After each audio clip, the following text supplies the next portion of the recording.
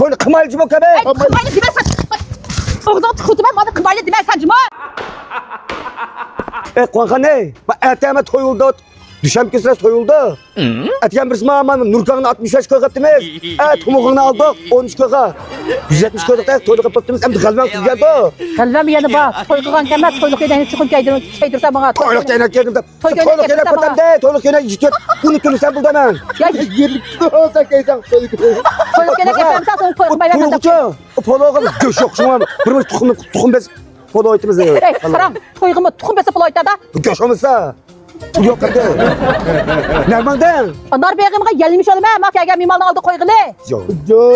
Bu gelmiş anlasan mı bizim beğenimizde? Kurup ketken şaptalının kakları var. Açlık koysak buldu. Kurup ketken kakını kim yedik ha? Ha ala. Azazan tutma. Eza gelmiş tutmaya ben kızmet ondan mı tutma? Umsam bulamıyor ya. Şöyle atken bir şey. 300 koyda iş kitabında okuyan bir konu kanı erişim içinimiz. Kaldıdan olsan onu ha? Ortalık halktaydı da da. Şimdi ne? Mutlu sağırsam yıldı. Balık kapsa yapıyor. Davut men sayın. 4-5 mimalı var. Çıkartıp çakılmayız be. Benim mimarlarım 39. Şunun gerek gelmiş oğlum hemen. 39 üzan al onu. Üzem oğlum ha. Kim kısa onu? Gelme. Davut. Bak kuankançı balanı yediğin kutu gücüme alsan. İşkisi yoksa aldığımın ışık çayını bunu biter işkine. Evet yeyme hemen. Doyun aslında ben yapmak mısın? Koyduğum doğası bir yapayım.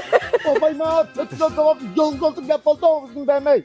İşkisi çıkarttı da kısak tuttu da sonra yolun yaptı. Yaş gelsin ondan bir kutuma.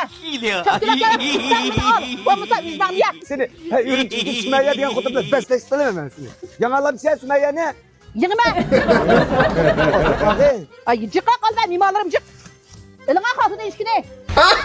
Kimmiş onun bağısı? Bazı 3 kilo 10 kilo attık. Acıcı 5 koy oldu. Maç şarjı 5 koy. Ağaç şarjı 3 koy. Ana 5 koy oldu. Ha buldu. Devamın ay. Buldu dimi gider mi? Oğlum hemen bu da ay. Oğlum bir de hemen akamlar. Tuvasula. Hem mimarlarına kışkırıp koysa adam şimdi gelmiş ki. Davut en yaksı toyunu kımaylıcı bu kabe. Kımaylı demezsen. Ağzından tıkırdı ben bana kımaylı demezsen cuma. Davut kanak sınavında. Hürmet bir kutuda. Bana tuyun kımayımıza bize. Bak paranı. Şurada bırak paralı.